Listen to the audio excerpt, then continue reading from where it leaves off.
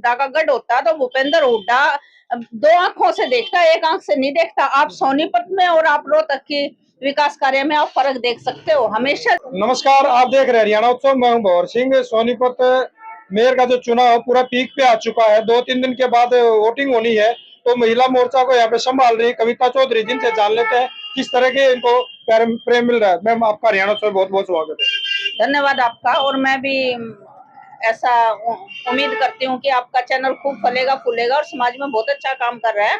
अच्छी बातों को फैलाने के लिए आप लोगों जैसे भाई चाहिए जो समाज में चल रहे हैं। आपके चैनल को बहुत बहुत शुभकामनाएं। मैम, सोनीपत के अंदर आप पहुंचे हैं, ड्यूटी लगी है महिला मोर्चा को संभालने के, तो वार्डों में भी जा रहे हैं, तो किस तरह का प्रेम आपको मिल रहा है लोगों से? नहीं, मैं सोनीपत से ही बिलोंग करती हूँ और सोनीपत में मेरा क्षेत्र होने के नाते भाई राजीव जैन का जैसे पहले भी ये रहा है, कितने साल से इसने बिना निस्वार्थ, कोई इसका निस्वार्थ नहीं है और ये हर एक छोटे से छोटे व्यक्ति के उसमें खड़ा रहता है। तो इस नाते अब मेयर के चुनाव में भी हम लोग जुटे हुए हैं और बहुत अच्छा हमें रिस्पॉन्स मिल रहा है। मैम, सोनीपत के अंदर ना विकास कार्य पिछड़ा रहा है, जबकि बीजेपी की सरकार भी रही है। हाँ, विकास कार्य इसलिए पिछड़ा रहा है कि 2019 तक हमारी सरकार थी। जब हम सरकार थी तो हमने सारे काम किए, ऊपर भी हमारी सरकार थी, नीचे भी हमारी सरकार थी, लेकिन बीच में हमारा दुर्भाग्य रहा कि ना तो हमारा मेयर था और ना हमारा विधायक था।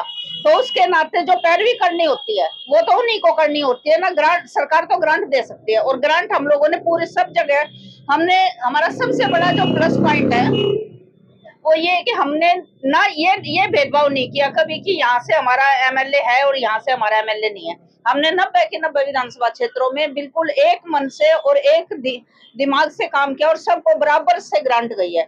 लेकिन पैरवी करने वाले तो लोकली होते हैं ना। भूपेंद्र हुड्डा का गढ़ माना जाता है सोनीपत। पिछली बार भी उनके प्रभाव से निखिल मदान को मेयर बनाया गया था। इस बार क्या सोच रहे हैं? नहीं, आप ये नहीं कह सकते कि भूपेंद्र हुड्डा को गढ़ बनाया जाता।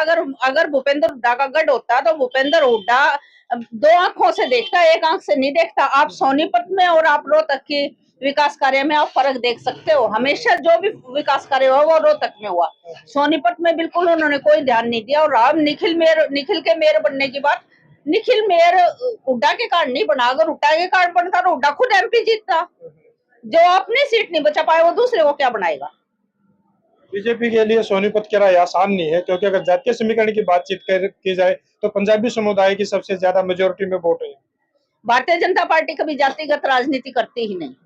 भारतीय जनता पार्टी छोटे से छोटे और अंतिम व्यक्ति को साथ लेके चलती है और सभी हमारे साथ चल रहे हैं। कोई जातिगत राजनीति नहीं है। सभी, जिस चाहे किसी भी जाति का व्यक्ति है, चाहे कोई छोटी जाति का है, बड़ी जाति का है, अमीर है, गरीब है, सभी को विकास कार्य चाहिए, सभी को स्कूल चाहिए, सभी को सारी चीजें चाहिए। तो भारतीय जनता पार्टी हमेशा जातिगत राजनीति से ऊपर उठ के राजनीति करती है। अगर सोनीपत की जनता राजीव जैन का आशीर्वाद दे, जीत का आशीर्वाद दे देती है, तो उनसे महिलाओं को लेकर किस तरह की आप इच्छाएं रखते हैं?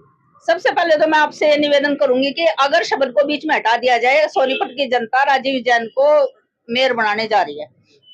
क्योंकि जब सोनीपत की जनता ने वोट करके और सुरेंद्र पवार को कांग्रेस का एमएलए बना था यहाँ पे, उस समय जो पश्चाताप हुआ था वो पश्चाताप उनको 2 महीने में समझ में आ गया था। और अब भी तो काम, चुनाव 2 तारीख का है, रिजल्ट 12 तारीख को आएगा, लेकिन सोनीपत में काम आप देखो मेयर के, जिस तरह गंगा की, जमुना जी की सफाई चल रही है ना, उस तरह सोनीपत की हर एक सड़क पे काम चल रहा है। आप किसी भी सड़क पे मेरे साथ चलो, मैं आपको दिखाती हूँ। सोनीपत की जनता को क्या संदेश देंगे? मैं सोनीपत की जनता को ये मैसेज देना चाहूंगी कि हमेशा भारतीय जनता पार्टी सनातनियों की पार्टी रही है और सनातन का झंडा ऊंचा करने के लिए, अपने बच्चों का भविष्य सुरक्षित करने के लिए, अपने देश को ऊंचा उठाने के लिए, मोदी जी के हाथ मजबूत करने के लिए भारतीय जनता पार्टी को वोट देकर कमल के फूल पे निशान लगाकर राजीव जैन को मेयर बनाए। क्योंकि जब भी हमारे घर में लक्ष्मी आती है ना तो वो झाड़ू पे बैठ के आती, ना वो हाथ पे बैठ के आती, वो कमल के फूल पे बैठ के आती है। और कमल के फूल पे जब लक्ष्मी घर में आएगी ना तो सब जगह लक्ष्मी लक्ष्मी दिखाई देगी। और सबसे बड़ी बात यह है कि जब तक लक्ष्मी घर में प्रवेश नहीं करती ना, तब तक किसी भी देश का, किसी भी समाज का, किसी भी घर का उत्थान नहीं हो सकता। 9-10 महीने बाद दोबारा फिर इलेक्शन होंगे। नहीं होंगे तो उसमें तो डेफिनेट हम ही आएंगे। अब तो आप देखना कितने सारे लोग, कोई भी व्यक्ति, हम लोगों ने तो बैन लगा रखा था कि अभी हम किसी को ज्वाइन नहीं करवाएंगे, नहीं तो भारतीय जनता पार्टी में तो प्रवेश करने के लिए इतनी लंबी लाइन लगी हुई है। कार्यकर्ताओं की। तो आप सबके आपके माध्यम से मैं सबसे निवेदन करना चाहूंगी कि ज्यादा से ज्यादा वोट दे के भाई राजीव जैन को मेयर बनाएं। और ऐसा मेयर बनेगा या नहीं बनेगा ये आप कह रहे हो, हमें तो ये निश्चित लग रहा है कि सरकार, जैसे हमारी सरकार बनी थी इसी तरह हमारा मेयर भी बन रहा है, और वास्तव में अब की बारी सोनीपत का विकास आपको दिखाई देगा। रिजल्ट बताएगा। और आप बहुत बिल्कुल बिल्कुल जहां भी जा रहे हैं ना, हर जगह पॉजिटिव। और मैंने कहा हम जातिगत राजनीति से हमेशा ऊपर रहे हैं। आप बस, मैं आपके चैनल को भी बधाई देना चाह रही हूँ और खूब उन्नति करे। आपके चैनल को बहुत बहुत धन्यवाद। खुश रहो।